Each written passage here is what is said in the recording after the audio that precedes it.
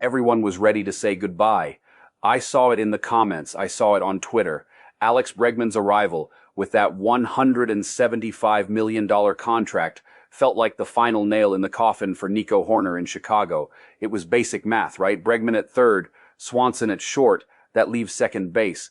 But then we have Matt Shaw knocking on the door. The math didn't add up. Someone had to go. And the cold logic of the market said Nico would be the trade chip. But baseball isn't an Excel spreadsheet. Mark Feinson from MLB.com dropped a bomb that changes everything we thought about the Cubs' planning for 2026. Instead of packing Nico's bags, the front office might be cutting a check for him to stay longer. A new extension.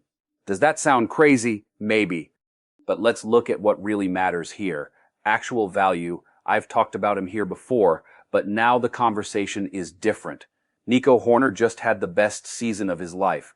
We are talking about 6.2 WAR in 156 games. And I need to stop here for a second. I know a lot of people see that WAR number and gloss over it. But if you want to understand why the Cubs don't want to let this guy go, you need to understand this metric. WAR stands for wins above replacement.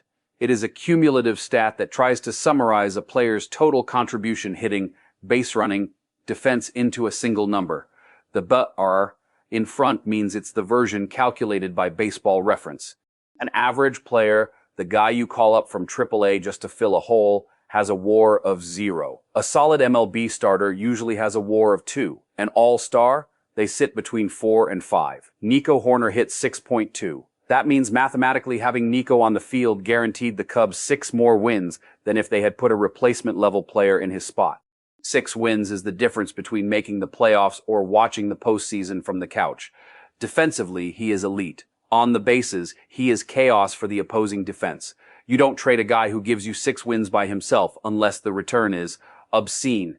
And here is where my opinion comes in, and it is blunt. Trading Nico Hoerner right now, just to make room for Matt Shaw, would be an amateur mistake. It would be treating the roster like a video game. Oh, Shaw has potential. Let's slot him in. Hold on. Is Matt Shaw a talent? Yeah. But he has never faced an elite pitcher on a cold Tuesday in April with the division on the line. Nico has proven he can handle the pressure. The idea floating around now, which makes way more sense to me, is turning Matt Shaw into a tactical weapon, not an immediate fixed starter. Remember Ben Zobrist in 2016? That guy who played everywhere, gave the starters rest, and kept a hot bat in the lineup. That's it. Shaw can be the super utility. He plays third when Bregman needs a day, second when Nico sits, or even in the outfield. This gives the Cubs a depth we haven't seen in years. Now, keeping everyone is expensive, and this is where we see if ownership wants to win or just compete. If you're digging this unfiltered breakdown and want to support the channel so I can keep bringing you the truths the big networks hide, consider buying me a coffee. The link is in the description. It's fuel to keep me awake analyzing stats at 2 a.m.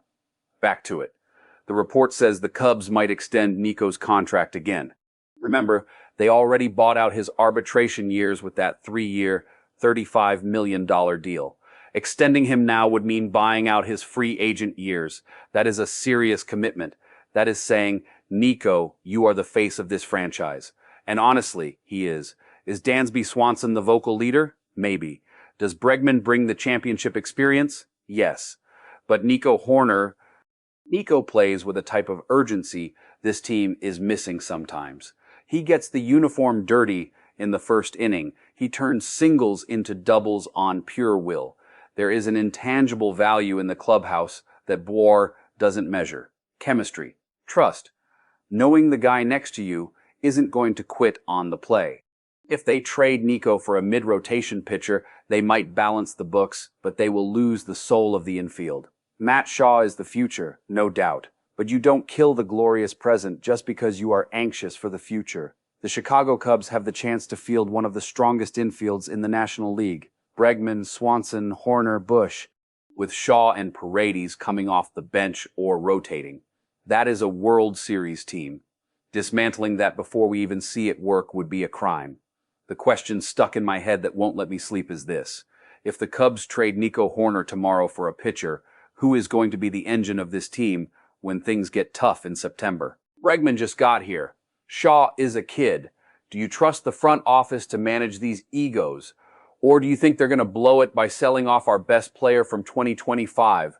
Do you prefer locking down Nico Hoerner for 5+ more years or trading him now to open immediate space for Matt Shaw? I want to see the fight in the comments.